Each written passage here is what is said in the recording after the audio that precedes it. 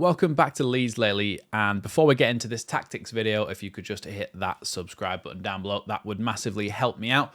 But today's video, like I said, is a tactics video, and it's going to be talking a little bit about Conor Roberts and why him coming into the team makes more of a difference than you might think, because it affects multiple players. And obviously, when we've talked about this in the past, we've kind of talked about it very briefly, and we've just basically said that it'll help Archie Gray because it'll push him back into midfield.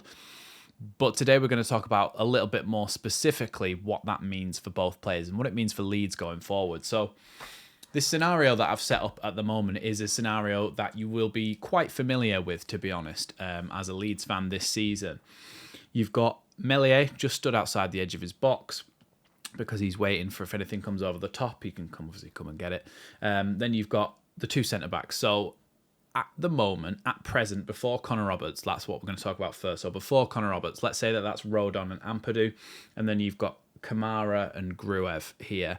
Then you've got Firpo, you've got Somerville, you've got Jorginho floating around here, Bamford in the middle, you've got Dan James, say, when he's not injured, and you've got Archie Gray here. Now, at the moment, the way things are working is that when Archie Gray will receive the ball in a wide position here, there's a lot of the time where he'll get the ball and he has a couple of options to make. So there was one actually in the most recent game.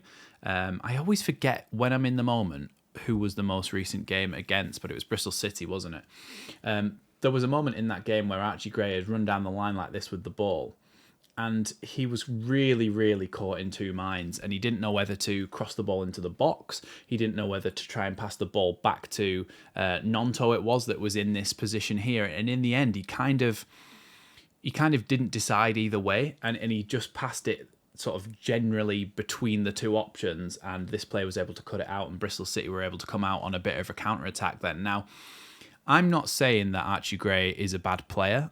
I'm saying that in certain situations, he lacks the knowledge in the final third of decision making, if you will. So he's played as a centre midfielder his whole limited short career. And obviously he's played at right back as well. So he's not really somebody who is usually flying forward in those attacking positions. And this is all quite foreign for him. And decision making in the final third, as we've seen with some of our players over the years, is something that is really difficult to get a hold of and get grip on. Look how long it's taken Dan James to start making those right decisions. So yeah, I just want to, before anybody says, I love Archie Gray. I think he's been fantastic this season. I think he's a generational talent, and the way he's performing at his age is amazing, and I'm really happy to have him as part of this team. All I'm saying is his decision making in the final third sometimes leaves a lot to be desired. You have seen him, yes, put some really good crosses across the box actually, and put some really good balls into the box, but that's not always the case, and I think sometimes he gets a little bit caught in two minds and he loses the ball and it comes on a counter-attack then. So that's not necessarily just a criticism of Archie Gray. That's saying that this is where Conor Roberts comes in. So if it's Conor Roberts in that position, of a lot of the times that I've seen him play, he will try and get the ball in the box. And when you've got somebody like Bamford who can make a run to that back post, we talked about that in a video the other week about how Patrick Bamford was basically the reason, not the reason, but like one of the reasons why Leeds are doing well again, because he's an out-and-out striker. So he makes that run to the back post, a bit like what happened against Birmingham City for his first goal when he came back. And Conor Roberts is the sort of player who can put that right on his head to head it in at the back post. So that's where Conor Roberts adds something, I think. Defensively, he's very solid. I think Archie Gray's been really good defensively, to be honest. But I think Conor Roberts adds something a little bit more defensively as well. I think he's good on the slide tackle. He's good on the recovery. He makes good recovery runs. He's fit. He's able to get back. And he's always up for a scrap as well, which is one of the things that came out in one of those interviews about him, is that people have said to him before, you'd be good as a Leeds player because you're always up for a scrap, whether that be an actual scrap or sort of metaphorically throughout the game, up for a battle with the opponents. But either way, I think he's up for either.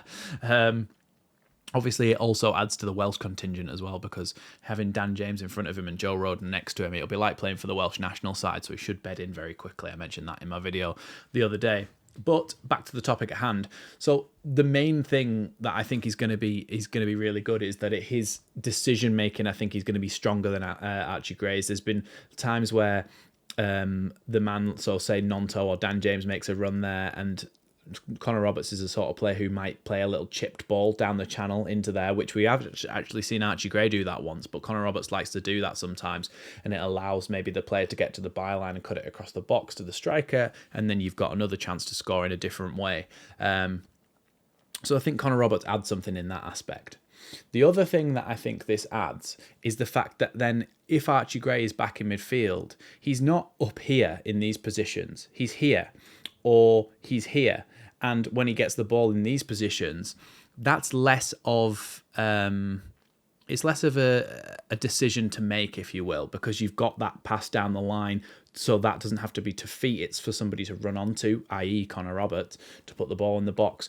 Or you've always got the option, Archie Gray, of bouncing it off whoever that may be, Nonto or Dan James, getting the ball back, then going across the midfield to Jorginho. Do you know what I mean? Like, having Archie Gray in the midfield again will really, really benefit not only Leeds, but his own career and his own development, because really, I think his best position is in midfield, so he needs to be developed in midfield as much as he possibly can, really. So I think the fact that he would be picking up these positions rather than these positions would really, really help his development, and it allows him to learn the trade in midfield, really. And if he's got somebody like, I don't know, a Gruev next to him in here, then he's always got an option there. Gruev's got the long pass in his locker as well, and I think if Ampadu comes in here once Strauch's back, that also gives him a good solid partner to play in there with. Ampadu and Gray were doing really, really well towards the start of the season. It gives Farker a headache as well, because once Gray comes out of that right back position, he's then an option for midfield, and then you've got Ampadu, Gray, Kamara and Gruev, all as options in there, and that is not a bad headache to have, because all four of them are excellent championship midfielders. So it gives Farker a good selection headache. Also, when Archie's in defence, he's not having to, let's move everybody back a little bit. Let's say that that's Archie now. And then you've got your back four and Meslier in goal, and they're on the break. A lot of the time, Archie might have been exposed for pace in some of these situations. But I don't think that'll be the case if he's in midfield, because he allows. He's done well as well, by the way. I'm not slagging him off. He's done well on the recovery runs as well and stuff. So let's say that, and they're coming down the wing. Archie, obviously, he's not the quickest player in the world, but he is good defensively. We'll just hold that up so you can actually see it now. And he's been done down the line a little bit for pace sometimes. People like Liam Miller gave him a torrid time in that first Preston game. I think having Conor Roberts there gives you a bit more solidity in that he knows body positioning, he knows a little bit more experience, a lot more experience of how to deal with wingers who might be a bit faster than him. And it also allows Archie Gray to do his primary job, which is to mark the space in here to make sure that this player doesn't get the ball, and he'll probably go with that runner, and that allows Conor Roberts to isolate that man one-on-one. And Archie, I think, is better at doing these sorts of roles, being coached alongside by whoever is in there with him. I think overall, it's a really good signing for Leeds because it plugs the gaps that we needed. He can play left back as well, Conor Roberts, so it's ideal, really, to have somebody who plays right back, can play left back, allows Archie to go back into midfield, makes better decisions on the wing, allows Archie to develop himself more in midfield as well. And I think that's very important to have. So I think even though we didn't get maybe as many signings that we would have wanted in January, I think this one particularly has sorted us right out, and it was worth the wait until the end of the window to have it. Because, like I say, it really, really is going to help Archie Gray's career, his development, everything like that. So yeah, I'm happy with the signing in the end, and I hope it comes to fruition, what I've said, in the next couple of weeks. Thanks for watching Leeds Lately, though. I just thought we'd get the tactics board out today, have a little bit of a look at how Conor Roberts might come in and affect things. But yeah, thanks for watching Leeds Lately, and I'll see you in the next one.